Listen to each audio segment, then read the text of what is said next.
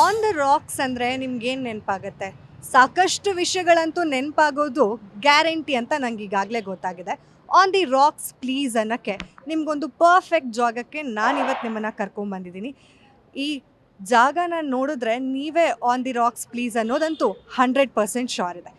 ಇದರ ಮಾಲೀಕರಾಗಿರುವಂತಹ ವರುಣ್ ಅವರು ನಮ್ಮ ಜೊತೆ ಇದ್ದಾರೆ. ನಾನು ಅವ್ರ ಹತ್ರನೇ ಮಾತನಾಡಿಸ್ತಾ ಹೋಗ್ತೀನಿ. ಹಾಗೆ ಸರ್, ವೆಲ್ಕಮ್. ಅಂದರೆ ನಿಮ್ಮ ಪಬ್ಬಿಗೆ ನಮಗೆ ನಾವೇ ಸ್ವಾಗತ ಕೇಳ್ಕೊಂಡು ನಿಮಗೂ ಸ್ವಾಗತ ಹೇಳ್ತಾ ಇದ್ದೀವಿ. ಹಾಗೆ ಅಶ್ವಿನಿ ಪುನೀತ್ ರಾಜ್ಕುಮಾರ್ ಮೇಡಮ್ ಬಂದು ಲಾಂಚ್ ಮಾಡಿದ್ದು ದೊಡ್ಡ ಮನೆ ಸೊಸೆ ಪುನೀತ್ ರಾಜ್ಕುಮಾರ್ ಅವರ ಮುದ್ದಿನ ಮಡದಿ ಅವರು ಬಂದು ಲಾಂಚ್ ಮಾಡಿಕೊಟ್ಟಂತಹ ರಾಕ್ಸ್ ಪಬ್. ಇವತ್ತು ನೀವೇ ಟೂರ್ ಕೊಡಬೇಕು ನಮ್ಮ ಆಡಿಯನ್ಸ್ಗೆ. ಖಂಡಿತ ಮೇಡಮ್, ಬನ್ನಿ, ನಾನು ತೋರಿಸ್ಕೊಂಡು ಹೋಗ್ತೀನಿ. ನೀವು ಕೇಳ್ತಾ ಹೋದರೆ ನಾನು ತೋರಿಸ್ಕೊಂಡು ಕರ್ಕೊಂಡು ಹೋಗ್ತೀನಿ ಮೇಡಮ್. ಹಾಗೆ ಅವರು ಅಂದರೆ ಇಲ್ಲಿವರೆಗೂ ನಾನು ಏನೇ ಮಾಡಿದರೂ ಕೂಡ ಒಂದು ಅಪ್ಪು ಸರ್ ಆಗಿರ್ಬೋದು, ಶಿವಣ್ಣ ಆಗಿರ್ಬೋದು, ಗೀತಕ್ಕ, ಅಶ್ವಿನಿ ಅಕ್ಕ, ಅವರು ಇಡೀ ಫ್ಯಾಮಿಲಿನೇ ನನಗೆ ಸಪೋರ್ಟಿವ್ ಆಗಿ ನಿಂತಿದ್ದಾರೆ. ಅದ್ರ ಬಗ್ಗೆ ಬೇರೆ ಮಾತೇ ಇಲ್ಲ. ನಾನು ಸಿನಿಮಾ ಮಾಡಿದಾಗಲೂ ನಿಂತಿದ್ದಾರೆ. ನಾನು ಅದಕ್ಕಿಂತ ಮುಂಚೆ ಒಂದು ಕೆಫೆ ಓಪನ್ ಮಾಡಿದ್ದೆ, ಅವಾಗ ಶಿವಣ್ಣನೇ ಬಂದು ಓಪನ್ ಮಾಡಿ ಕೊಟ್ಟಿದ್ದು. ಇದು ನಂದು 2ನೇ ವೆಂಚರ್ ಮೇಡಮ್. ಸೊ ಅದೇ ರೀತಿಯಾಗಿ ಅಶ್ವಿನಿ ಅಕ್ಕ ಹತ್ರ ಕೇಳಿದಾಗ ಅವ್ರು ಬಂದು ಮಾಡಿಕೊಟ್ಟಿದ್ದಾರೆ. ಬನ್ನಿ ಒಂದು ವಿಸಿಟ್ ಹೋಗೋಣ. ಹೇಗೆಲ್ಲ ಇದೆ, ಯಾವ ಯಾವ ಥರದ್ದಾದಂತಹ ಆ್ಯಂಬಿಯನ್ಸ್ನ ಇದೆ. ನಾನು ಇದೇ ಫಸ್ಟ್ ಟೈಮ್ ಹೋಗ್ತಾ ಇರೋದು. ನಿಮ್ಮನ್ನು ನನ್ನ ಜೊತೆಲೇ ಕರ್ಕೊಂಡು ಹೋಗ್ತೀನಿ, ಬನ್ನಿ.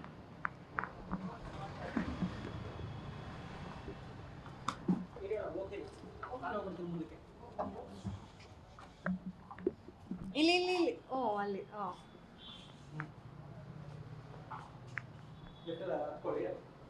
ಎಂಟರ್ ಆಗ್ತಿದ್ದಂಗೆ ನಾವಿಲ್ಲಿ ಪುನೀತ್ ಸರ್ ಫೋಟೋನ ನೋಡ್ಬೋದು. ಸರ್, ನಿಮಗೆ ಅವ್ರ ಜೊತೆ ಇದ್ದಂತಹ ಬಾಂಧವ್ಯ, ಅವ್ರ ಜೊತೆ ಕಳೆದಂತಹ ಮೊಮೆಂಟ್ಸ್ ಹೇಗಿತ್ತು ಅನ್ನೋದು?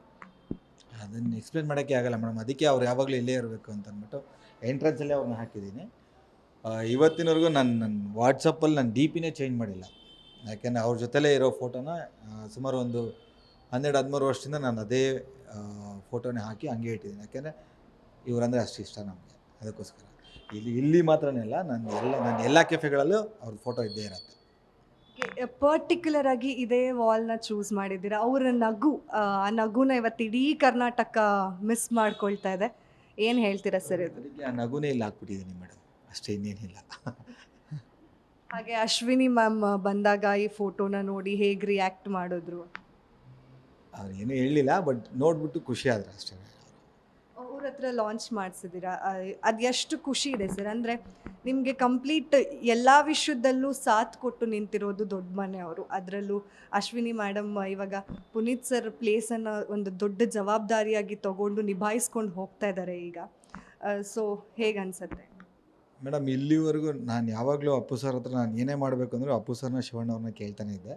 ಅದೇ ರೀತಿ ಈಗ ಅಪ್ಪು ಸರ್ ಜಾಗದಲ್ಲಿ ಅವ್ರು ನಿಂತ್ಕೊಂಡಿದ್ದಾರೆ. ಯಾಕೆ ಅವ್ರು ಯಾವತ್ತೂ ನನಗೆ ಇಲ್ಲ ಅಂತ ಹೇಳೇ ಇಲ್ಲ. ಸೊ ಅದೇ ಥರ ಅಶ್ವಿನಕ್ಕನೂ ಇವತ್ತಿನವರೆಗೂ ನಾನು ಏನು ಕೇಳೋದು ಇಲ್ಲ ಅಂತ ಹೇಳಿಲ್ಲ. ಮಾಡು ನೀನು, ಬಟ್ ನೋಡಿಕೊಂಡು ಹೆಜ್ಜೆ ಇಡು ಅಂತ ಅಂದ್ಬಿಟ್ಟು ಹೇಳಿದ್ದಾರೆ. ಅದೊಂದು ಸಪೋರ್ಟ್, ಮಾರಲ್ ಸಪೋರ್ಟ್ ಇವತ್ತೆಲ್ಲ ನಾನು ಸಾಯೋ ಗಂಟೆ ಅವ್ರು ಕೊಡ್ತೀನಿ ಅಂತ ಹೇಳಿದ್ದಾರೆ. ಅದೇ ಪ್ರೀತಿಯಿಂದ ನಾನು ಸಾಯೋ ಗಂಟೆ ಅವ್ರ ಮನೆ ಚಿರಋಣಿಯಾಗಿರ್ತೀನಿ. ಹಾಗೆ ಇವಾಗ ನಾವು 3rd ಫ್ಲೋರಿಗೆ ಹೋಗೋಣ. ಆ್ಯಕ್ಚುಯಲ್ ಆಗಿ ಸ್ಟಾರ್ಟ್ ಆಗೋದೇ 3rd ಫ್ಲೋರಿಂದ. ಬನ್ನಿ.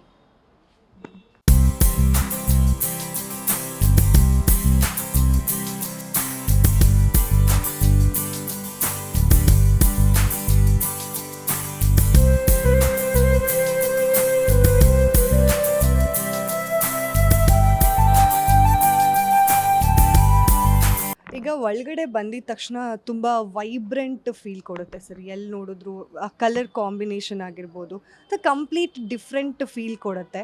ಐಡಿಯಾ ಯಾರ್ದು, ನಿಮ್ದಾ ಅಥವಾ ಸಜೆಷನ್ಸ್ ಏನಾದರೂ ತೊಗೊಂಡಿದ್ರಾ? ಮೇಡಮ್, ಇದು ಟು ಬಿ ಫ್ರ್ಯಾಂಕಾಗಿ ಹೇಳ್ಬೇಕಂದ್ರೆ ನನಗೆ ಹೋಟ್ಲು ಮಾಡೋ ಐಡಿಯಾನೇ ಇರಲಿಲ್ಲ. ನನ್ನ ಕ್ಲೋಸ್ ಫ್ರೆಂಡ್ ಒಬ್ಬ ಇದ್ದಾನೆ, ಅಂದರೆ ಅವನು ಹೋಟ್ಲ ಫೀಲ್ಡಲ್ಲಿದ್ದ.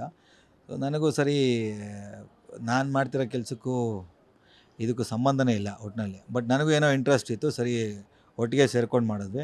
ನನ್ನ ಪಾರ್ಟ್ನರ್ ಭರತ್ ಅಂತ ಇದ್ದಾನೆ. ಸೊ ಅವನು ಐಡಿಯಾದಲ್ಲಿ ಇದು ಪ್ಲ್ಯಾನ್ ಮಾಡಿದ್ದು. ಸೊ ಇಬ್ಬರು ಡಿಸ್ಕಸ್ ಮಾಡಿನೇ ಮಾಡಿದ್ದು ಮೇಡಮ್ ಇದು. ಯಾವಾಗ ಸ್ಟಾರ್ಟ್ ಆಯಿತು ಸರ್ ಈ ಥರದ್ದು ಒಂದು ಕೆಫೆ ಓಪನ್ ಮಾಡಬೇಕು ಅಂತ ಹೇಳಿ? ಅಂದರೆ ಸುಮ್ಮನೆ ಮಾತಾಡ್ತಾ ಫ್ಲೂಕಲ್ಲಿ ಓಪನ್ ಮಾಡಿಬಿಟ್ಟಿದ್ದ, ಹೇಗೆ? ಇಲ್ಲ ಮೇಡಮ್, ಆ ಥರ ಏನಿಲ್ಲ. ಪ್ಲ್ಯಾನ್ ಇತ್ತು, ಮಾಡಬೇಕು ಅನ್ನೋದು ಪ್ಲ್ಯಾನ್ ಇತ್ತು. ಬಟ್ ಜಾಗ ಸಿಕ್ಕಿರಲಿಲ್ಲ. ತುಂಬ ಕಡೆ ಜಾಗ ಹುಡುಕಿದ್ದೀವಿ. ಸೊ ಇಲ್ಲಿ ನನ್ನ ಪಾರ್ಟ್ನರ್ ಜಾಗ ಹುಡುಕಿದ್ರು. ಜಾಗ ನನಗೂ ಇದು ಆ್ಯಪ್ಟ್ ಅಂತ ಅನ್ನಿಸ್ತು. ನ್ಯೂ ಬಿ ಎಲ್ ರೋಡಲ್ಲಿ ಒಂದು ಹೊಸದಾಗಿ ಯಾಕೆಂದರೆ ಇಲ್ಲಿರೋ ಎಲ್ಲ ರೆಸ್ಟೋರೆಂಟ್ಸ್ಗಳಿಗೂ ಪಬ್ಸ್ಗಳಿಗೂ ಹೋಗಿ ಬಂದ್ಬಿಟ್ಟಿದ್ದೀನಿ.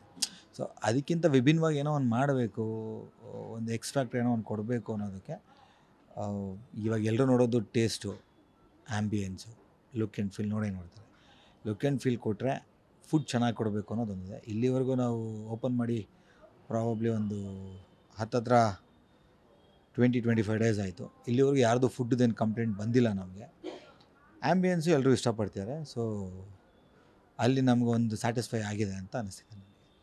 ಸರ್, ನಿಮ್ಮ ಈ ರಾಕ್ಸ್ ಇನಾಗ್ರೇಷನ್ಗೆ ಇಡೀ ಚಿತ್ರರಂಗನೇ ಬಂದಿತ್ತು. ಡಾಲಿ ಧನಂಜಯ್ ಅವರು, ನೀನಾಸಂ ಸತೀಶ್ ಅವರು, ಧ್ರುವ ಸರ್ಜಾ ಅವರು, ಅನುಶ್ರೀ ಅವರು, ಸೃಜನ್ ಲೋಕೇಶ್ ಅವರು, ರಕ್ಷಿತಾ ಪ್ರೇಮ್ ಅವರು, ಅಜಯ್ ರಾವ್, ಹೀಗೆ ನನ್ನ ಹೆಸರು ಹೇಳ್ತಾ ಇದ್ರೆ ದೊಡ್ಡ ಲಿಸ್ಟೇ ಇದೆ. ಸೊ ಹೇಗಿದೆ ನಿಮ್ಮ ಕನೆಕ್ಷನ್ ಅವ್ರ ಜೊತೆ ಎಲ್ಲ ಅಂತ? ಇಲ್ಲ, ನಾನು ಮೀಡಿಯಾದಲ್ಲೇ ಸುಮಾರು ಒಂದು 15-16 ವರ್ಷಗಳಿಂದ ನಾನು ಮೀಡಿಯಾದಲ್ಲಿ ಕೆಲಸ ಮಾಡ್ಕೊಂಡು ಬಂದಿದ್ದೀನಿ. ಸೊ ಎಲ್ಲರೂ ನನಗೆ ಫ್ರೆಂಡ್ಸು, ವೆಲ್ ವಿಷರ್ಸು, ಇವತ್ತಿನವರೆಗೂ ಎಲ್ಲರೂ ನಂಗೆ ಸಪೋರ್ಟ್ ಮಾಡಿದ್ದಾರೆ. ಸೊ ನಾನು ಇಂಡಸ್ಟ್ರಿಯಲ್ಲಿ ಇರೋದ್ರಿಂದ ಎಲ್ಲರೂ ನನಗೆ ಪರಿಚಯ ಇರೋದ್ರಿಂದ ಇದು ನಂದು ಅನ್ನೋ ಒಂದೇ ಒಂದು ಕಾರಣಕ್ಕೋಸ್ಕರ ಎಲ್ಲರೂ ನಂಗೆ ಸಪೋರ್ಟ್ ಮಾಡಿದ್ದಾರೆ ಮೇಡಮ್, ಅಷ್ಟೇನಿಲ್ಲ. ಎಲ್ಲರೂ ಪಾಪ ನಾನೇನು ಮನೆಗೆ ಹೋಗಿ ಯಾರನ್ನೂ ಏನು ಕರೆದಿರೋದೇನಿಲ್ಲ. ಎಲ್ರಿಗೂ ಒಂದು ಫೋನ್ ಕಾಲಲ್ಲಿ ಪಾಪ ಅವರು ರಿಕ್ವೆಸ್ಟ್ ಮಾಡಿ ನಾನು ಮನೆಗೆ ಬರ್ತೀನಿ ಅಂದಾಗಲೂ ಬೇಡ ಫೋನಲ್ಲಿ ನೀನು ಕರೆದಿದ್ದೆ ಬಿಡ, ಏನು ಮನೆಗೆ ಬಂದು ಕರೆಯುವಂಥ ಫಾರ್ಮಾಲಿಟೀಸ್ ಎಲ್ಲ ಏನು ಇಟ್ಕೋಬೇಡ ಅಂತ ಅಂದ್ಬಿಟ್ಟು ಹೇಳಿದ್ರು. ಅದೇ ಒಂದು ಪ್ರೀತಿ ವಿಶ್ವಾಸದಲ್ಲಿ ಇವತ್ತಿಗೂ ಇದ್ದೀನಿ. ನಾನು ಸಾಯೋ ಗಂಟ ಇದು ಇಡೀ ಇಂಡಸ್ಟ್ರಿಗೆ ಏನೋ ಒಂದು ಮಾಡಬೇಕು ಅನ್ನೋದು ನನಗೂ ಒಂದು ಆಸೆಗಳಿದೆ. ನಾನು ಒಂದು ಸಿನಿಮಾ ಪ್ರೊಡ್ಯೂಸ್ ಮಾಡಿದ್ವಿ.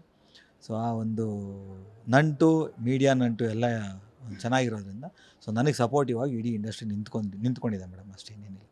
ನ್ಯೂ ಇಯರ್ಗೆ ತುಂಬ ಸೌಂಡ್ ಮಾಡಿದ್ದು ಈ ರಾಕ್ಸು. ಧನಂಜಯ್ ಅವರು ಬಂದಿದ್ದರು, ನೀನಾಸಂ ಅವರು ಬಂದಿದ್ದರು. ಸೊ ಹೆಂಗಿತ್ತು sir new year? Full blast ಮಾಡಿದ್ದೀರಾ? ಏನಾದರೂ ರೆಸಲ್ಯೂಷನ್ ತೊಗೊಂಡಿದ್ದೀರಾ? ರೆಸಲ್ಯೂಷನ್ ಅಂತೆಲ್ಲ ಏನಿಲ್ಲ ಮೇಡಮ್. ಇವಾಗ ಮಾಡಿರೋದನ್ನು ಅಂದರೆ ತುಂಬ ದುಡ್ಡು ಇನ್ವೆಸ್ಟ್ ಮಾಡಿಬಿಟ್ಟಿದ್ದೀನಿ. ಸೊ ಇವಾಗ ಇದನ್ನು ರಿಕವರಿ ಮಾಡಬೇಕು. ಇವಾಗ ಪಬ್ ಅಂದರೆ ಆಡಿಯನ್ಸ್ಗೆ ಒಂದು ಒಳ್ಳೆ ಜಾಗ ಮಾಡಬೇಕು ಅನ್ನೋದೊಂದು ಆಸೆ ಇತ್ತು ನನಗೆ. ಚೆನ್ನಾಗಿದೆ. ಬಟ್ ನ್ಯೂ ಇಯರಲ್ಲೂ ಅಫ್ಕೋರ್ಸ್ ಚೆನ್ನಾಗಿ ಹೋಯಿತು. All credit goes to Dhanu sir ಮತ್ತು ನೀನಾಸಂ ಸತೀಶ್ ಅವ್ರಿಗೆ. ಬಿಕಾಸ್ ನನಗೊಂದು ಫೋನ್ ಕಾಲ್ಗೆ ಪಾಪ ಅವರು ಬರ್ತೀನಿ ಅಂತ ಅಂದ್ಬಿಟ್ಟು ಹೇಳಿ ಬಂದು ನನ್ನ ಪಬ್ಗೆ ಅವರು ಸಪೋರ್ಟ್ ಮಾಡಿದ್ರು. ಅದು ನನ್ನ ಖುಷಿ ಇದೆ ಮೇಡಮ್. ಸರ್, ಹಾಗೆ ಈ ಕಲರ್ ಅಂದರೆ ಯೂಶಲ್ ಆಗಿ ನಾವು ನೋಡೋದು ಡಾರ್ಕ್ ಕಲರ್ಸ್. ಈ ಏನಾದರೂ ಪಬ್ಬಿಗೆ, ರೆಸ್ಟೋರೆಂಟಿಗೆ ಹೋದರೆ ಯೂಶಲ್ ಆಗಿ ಡಾರ್ಕ್ ಕಲರ್ಸ್ ಇರುತ್ತೆ. ನೀವು ತುಂಬ ಸಟಲ್ ಕಲರ್ಸ್ನ ಚೂಸ್ ಮಾಡಿದ್ದೀರಾ. ಏನಾದರೂ ಅದರಿಂದ ಸ್ಟೋರಿ ಏನಾದರೂ ಇದೆಯಾ, ಹೇಗೆ? ಇಲ್ಲ ಮೇಡಮ್, ಅಂದರೆ ತುಂಬ ರೆಸ್ಟೋರೆಂಟ್ಸ್ಗಳು ನೋಡಿದ್ದೀವಿ. ನಮ್ಮದು ಬೇರೆ ಥರನೇ ಇರಬೇಕು, ಒಂದು ಗ್ರೀನರಿ ಇರಬೇಕು, ಕಲರ್ ಕಾಂಬಿನೇಷನನ್ನು ನಾವು ನೋಡಿ ಪ್ಲ್ಯಾನ್ ಮಾಡಿದ್ದೀವಿ ಅಷ್ಟೇ ಮೇಡಮ್. ಅದು ಬಿಟ್ಟರೆ ಇದಕ್ಕೆ ಹೀಗೆ ಇರಬೇಕು, ಹಾಗೆ ಇರಬೇಕು ಅಂತಲ್ಲ ಏನು ಯೋಚನೆ ಮಾಡಲಿಲ್ಲ. ಬಟ್ ಕಲರ್ ಕಾಂಬಿನೇಷನಲ್ಲಿ ವರ್ಕ್ ಮಾಡಿದ್ದೀವಿ ಅಷ್ಟೇ, ನಾವು ಬೇರೆ ಏನೇನಿಲ್ಲ. ಸರ್, ಈಗ ಆನ್ ದ ರಾಕ್ಸ್ ಅಂತಂದರೆ ನಮ್ಗೆಲ್ರಿಗೂ ಗೊತ್ತು, ಯೂಶಲ್ ಆಗಿ ರಾಕ್ಸ್ ಅಷ್ಟೇ. ಬಟ್ ಇಲ್ಲಿ ನಾನು ನೋಡಿದ್ದು ಆನ್ ದ ರಾಕ್ಸ್ ರಾಕ್ಸ್ ಅಂತಂದರೆ ಯೂಶಲ್ ಆಗಿ ನಮಗೆ ನೆನಪಾಗದೆ ಆನ್ ದ ರಾಕ್ಸ್ ಅಂತ ಏನಾದರೂ ಹೆಸರಿಟ್ರ, ಇಲ್ಲ ಪರ್ಟಿಕ್ಯುಲರ್ ಆಗಿ ಇಡಲೇಬೇಕು, ಇದು ಸೂಟಬಲ್ ಅಂತ ಅನಿಸಿಟ್ರ? ಸೂಟಬಲ್ ಅಂತೆಲ್ಲ ಏನಿಲ್ಲ ಮೇಡಮ್. ನಾವು ನನ್ನ ಪಾರ್ಟ್ನರ್ ಇಬ್ಬರು ಕೂತ್ಕೊಂಡು ಸುಮಾರು ಒಂದು 350-400 ಹತ್ತತ್ರ ಒಂದು 500-600ವರೆಗೂ ನಾವು ಹೆಸರುಗಳು ಹುಡುಕಿದ್ದೀವಿ. ಇದಿಡೋಣ ಅದಿಡೋಣ ಅಂತ ಅಂದ್ಬಿಟ್ಟು. ಅಂದರೆ ವರ್ಕಿಂಗ್ ಇದ್ದಿದ್ದೇ ಬೇರೆ. ನಮ್ಗೆ ಇನ್ನೂ ಏನೋ ಅಂದರೆ ಎಲ್ಲರೂ ಜನಗಳ ಬಾಯಲ್ಲಿ ಬರಬೇಕು ಅನ್ನೋ ಥರ ಯೋಚನೆ ಮಾಡಿದ್ವಿ. ಒಂದು 3-4 ಲೆಟ್ರಲ್ಲಿ ಇದ್ದರೆ ಸಾಕು ಅನ್ನೋ ಥರ ಯೋಚನೆ ಮಾಡ್ತಿರ್ಬೇಕಾದ್ರೆ ತಲೆಗೆ ಬಂದಿದ್ದು ROX ಅಂತ ಅಂದ್ಬಿಟ್ಟು ರಾಕ್ಸ್ ಅನ್ನೋದನ್ನು ತಲೆಗೆ ಬಂತು. ಸರಿ, ನಾವು ನನ್ನ ಫ್ರೆಂಡ್ಸ್ಗಳನ್ನೆಲ್ಲರನ್ನೂ ಕೇಳಿದೆ. ನಾನು ಒಂದು ಹುಟ್ಟು ಕ್ಲೋಸ್ ಸರ್ಕಲ್ ಇದೆ, ಎಲ್ಲರೂ ಕೂರಿಸ್ಕೊಂಡು ಕೇಳಿದ್ವಿ. ಒಂದು 4-5 ಹೆಸರು ಇಟ್ಟಾಗ ಇಲ್ಲ, ರಾಕ್ಸ್ ಅನ್ನೋ ಹೆಸರು ಕ್ಯಾಚಿಯಾಗಿದೆ, ಸೊ ಅದನ್ನೇ ಇಡಿ ಅಂತ ಅಂದ್ಬಿಟ್ಟು ಹೇಳಿದ್ರು. ಸೊ ಆ ಒಂದು ಇದ್ರಲ್ಲಿ ಬಂದಾಗ ರಾಕ್ಸ್ ಅಂತ ಇಟ್ವಿ. ಆನ್ ದ ರಾಕ್ಸ್ ಅಂತೆಲ್ಲ ಏನಿಲ್ಲ, ಬರೀ ROX ಅನ್ನೋದು ಮಾತ್ರ ಇಟ್ಕೊಂಡು ಪ್ಲ್ಯಾನ್ ಮಾಡಿದ್ದು. ಈಗ ಒಂದಷ್ಟು ವಾಲ್ಗಳಲ್ಲಿ ಆನ್ ದ ರಾಕ್ಸ್ ಅದು ಇದು ಅಂತೆಲ್ಲ ಹಾಕ್ಕೊಂಡು ಕೂತಿದ್ದೀವಿ ಅಷ್ಟೇ. ಅಂದರೆ ನೀವು ನಿಮ್ಮ ಫ್ರೆಂಡ್ಸ್ ಎಲ್ಲ ಕೂತು ರಾಕ್ಸ್ ಇದು ಅಂದರೆ ತೊಗೋಬೇಕಾದ್ರೆ ಏನಾದರೂ ಹೆಸರು ಫ್ಲ್ಯಾಶ್ ಆಯಿತಾ, ಹೇಗೆ ಅಂತ? ನಾನು ಕುಡಿಯಲ್ಲ ಮೇಡಮ್. ನಾನು ಕುಡ್ದೇ ಇಲ್ಲ, ಇವತ್ತಿನವರೆಗೂ ಕುಡ್ದಿಲ್ಲ. ಎಲ್ಲರೂ ಕೇಳ್ತಾರೆ, ನೀನು ಕುಡಿಯಲ್ಲ ಮಾಡಲ್ಲ, ಆದರೂ ನೀನು ಹೆಂಗೆ ಎಣ್ಣೆ ಅಂಗಡಿ ಓಪನ್ ಮಾಡಿದ್ಯಾ ಅಂತಾರೆ. ಇಟ್ಸ್ ಅ ಬಿಸ್ನೆಸ್ ಅಷ್ಟೇ ಮೇಡಮ್, ಬೇರೆ ಏನಿಲ್ಲ. ಹಾಗೆ ಇಲ್ಲಿ ಲೈವ್ ಕಾನ್ಸರ್ಟ್ಸ್ ಎಲ್ಲ ನಡೆಯುತ್ತೆ. ಸೊ ಅದ್ರ ಬಗ್ಗೆ ಹೇಳಿ ಸರ್. ಅಂದರೆ ಪ್ಲ್ಯಾನಿಂಗ್ ಫಸ್ಟೇ ಇತ್ತಾ ಕಾನ್ಸರ್ಟ್ಸ್ ಎಲ್ಲ ಮಾಡಬೇಕು ಅಂತ, ಹೇಗೆ? ಖಂಡಿತವಾಗ್ಲೂ ಹೌದು ಮೇಡಮ್. ಅಂದರೆ ಒಂದು ರೆಸ್ಟೋರೆಂಟನ್ನು ಮಾಡಿದಾಗ ಬರೀ ಊಟಕ್ಕೆ ಅಂತ ಬರೋದಲ್ಲ. ಬಂದವ್ರಿಗೆ ನಾನು ಎಂಟರ್ಟೈನ್ಮೆಂಟ್ ಫೀಲ್ಡಲ್ಲಿ ಇರೋದ್ರಿಂದ ಒಂದು ಎಂಟರ್ಟೈನ್ಮೆಂಟು ಇಲ್ಲಿ ಆ್ಯಡ್ ಮಾಡಬೇಕು ಅನ್ನೋ ಒಂದು ಥಾಟಲ್ಲಿ ಯೋಚನೆ ಮಾಡಿ ಎವ್ರಿ ವೆಡ್ನೆಸ್ಡೇಯಿಂದ ಸಂಡೇವರೆಗೂ ಮ್ಯೂಸಿಕಲ್ ಕಾನ್ಸರ್ಟ್ಸ್ನ ಅಂದರೆ ಒಂದು ಯಂಗ್ ಮ್ಯೂಸಿಕ್ ಬ್ಯಾಂಡ್ಸ್ಗಳಿದ್ದಾರೆ. ಸೊ ಅವ್ರುಗಳ್ನೆಲ್ಲ ಕರೆದು ಒಂದು ಎಂಟರ್ಟೈನ್ಮೆಂಟ್ ಒಂದು ಪ್ರೋಗ್ರಾಮ್ನ ಮಾಡ್ತಿದ್ದೀವಿ ಮೇಡಮ್. ಇಲ್ಲಿ ದಿನದಲ್ಲಿ 4 ದಿನವೂ ಇಲ್ಲಿ ವೆಡ್ನೆಸ್ಡೇಯಿಂದ ಸಂಡೇವರೆಗೂ ಇರುತ್ತೆ ಮೇಡಮ್ ಇಲ್ಲಿ. ಓಕೆ, ಇಲ್ಲಿಂದ ಈಗ ಇನ್ನೊಂದು ಕಡೆ ಹೋಗೋಣ. ಇವರ ಪಬ್ಬಲ್ಲಿ ಇನ್ನೊಂದು ಜಾಗಕ್ಕೆ ಇನ್ನು ಫುಲ್ ಜಾಗನ ಹಾಗೆ ನೋಡ್ಕೊಂಡು ರೌಂಡ್ ಹಾಕೊಂಡು ಬರೋಣ ಬನ್ನಿ. ಎಲ್ಲಿ ನೋಡಿದ್ರು ಈ ಫ್ಲವರ್ಸ್ ತುಂಬ ಕಾಣಿಸ್ತಾ ಇದೆ. ಹೇಗೆ ಅದು ಥಾಟ್ ಹೇಗೆ ಬಂತು? ಅದರಲ್ಲೂ ವೈಬ್ರೆಂಟ್ ಕಲರ್ಸ್ ಅಂದರೆ ಈಗ ಎಲ್ರಿಗೂ ಇಷ್ಟ ಆಗೋದು ಯೂಶಲ್ ಆಗಿ ಪಿಂಕು, ರೆಡ್ಡು ಈ ಥರ ಕಲರ್ಸು. ಸೊ ಹೇಗೆ ಅದು ಐಡಿಯಾ ಹೇಗೆ ಬಂತು? ಯಂಗ್ಸ್ಟರ್ಸ್ ಬರ್ತಾರಲ್ಲ ಮೇಡಮ್, ಇಲ್ಲೇ ರಾಮಯ್ಯ ಕಾಲೇಜ್ ಪಕ್ಕದಲ್ಲೇ ಇರೋದ್ರಿಂದ ಕಾಲೇಜ್ ಸ್ಟೂಡೆಂಟ್ಸ್ಗಳಿಗೆ ಕಾಲೇಜ್ ಫ್ಲವರ್ಸ್ ಜೊತೆ ಈ ಫ್ಲವರ್ಸು ಮಿಕ್ಸ್ ಆಗಲಿ ಅನ್ನೋದಕ್ಕೋಸ್ಕರ ಈ ಕಲರ್ಸ್ ತಂದಿದ್ದೀವಿ ಮೇಡಮ್, ಅಷ್ಟೇ, ಇನ್ನೇನಿಲ್ಲ. ಅಂದರೆ ನನಗೆ ಗ್ರೀನರಿ ಅಂದರೆ ತುಂಬ ಇಷ್ಟ. ಸೊ ಆ ಕಾರಣಕ್ಕೆ ಒಂದಷ್ಟು ಪ್ಲ್ಯಾಂಟ್ಸು, ಫ್ಲವರ್ಸು ಎಲ್ಲವೂ ಮಿಕ್ಸ್ ಆ್ಯಂಡ್ ಮ್ಯಾಚ್ ಮಾಡಿದ್ದೀವಿ ಮೇಡಮ್. ಸರ್, ಹಾಗೆ ಅಲ್ಲಿ ಸ್ವಾನ್ಗಳು ಕಾಣಿಸ್ತಾ ಇದೆ ಸರ್, ಆ ಐಡಿಯಾ ಹೆಂಗೆ ಬಂತು? ಅದು ಪರ್ಫೆಕ್ಟಾಗಿದೆ. ಯೂಶಲ್ ಆಗಿ ಅದನ್ನು ಪ್ಲೇಸ್ ಮಾಡ್ತೀವಿ ಅಂದರೆ ಸಾಕಷ್ಟು ಯೋಚನೆ ಮಾಡಬೇಕು ಎಲ್ಲಿ ಇಡ್ಬೋದು ಏನು ಅಂತ. ಅದು ಕಂಪ್ಲೀಟ್ ಸೂಟಬಲ್ ಅಂತ ಅನ್ನಿಸ್ತಾ ಇದೆ. ಈ ಸ್ವಾನ್ದು ನನ್ನ ಐಡಿಯಾ ಅಲ್ಲ, ನನ್ನ ಪಾರ್ಟ್ನರ್ ಐಡಿಯಾ ಅದು. ಅವರು ಹೋದಾಗ ನನಗೆ ಗೊತ್ತಿಲ್ಲದೆ ಅದನ್ನು ತೊಗೊಂಬಿಡ್ಯಾರೆ. ನಾನು ಆಮೇಲೆ ಇಲ್ಲಿ ಬಂದು ಇಟ್ಟಾಗ ನಾನು ಕೇಳಿದೆ, ಏನು ತೆಗೆದಂತ. ಇಲ್ಲ ಬ್ರೋ, ಚೆನ್ನಾಗಿರುತ್ತೆ, ಆರಾಮಾಗಿ, ನಿಮ್ಗೆ ಗೊತ್ತಿಲ್ಲ ಬಿಡಿ, ಚೆನ್ನಾಗಿರುತ್ತೆ ಅಂದರು. ಸರಿ, ಓಕೆ ಬ್ರೋ, ಚೆನ್ನಾಗಿ ಕಾಣಿಸಿದ್ರೆ ಓಕೆ, ವೆಲ್ ಆ್ಯಂಡ್ ಗುಡ್ ಅಂತ ಅಂದ್ಬಿಟ್ಟು ಹೇಳಿದೆ. ಅದು ಎಲ್ಲರೂ ಬಂದವರೆಲ್ಲರೂ ಇಷ್ಟಪಡ್ತಾರೆ. ನನಗೆ ಇಷ್ಟ ಆಗಲಿಲ್ಲ ಅದು, ಬಟ್ ಅವ್ರಿಗೆ ಇಷ್ಟ ಆಗಿ ಅವ್ರದ್ದು ಟೇಸ್ಟ್ ಚೆನ್ನಾಗಿದೆ ಅಂತ ಕಾಣಿಸ್ತೀಗ. ನನ್ನ ಟೇಸ್ಟ್ ಚೆನ್ನಾಗಿಲ್ಲ ಅಂತ ಗೊತ್ತಾಗ್ತಿದೆ ಈಗ ನನಗೆ. ಗ್ಯಾರಂಟಿ ನ್ಯೂಸ್, ಸುದ್ದಿ ಖಚಿತ, ನ್ಯಾಯ ನಿಶ್ಚಿತ.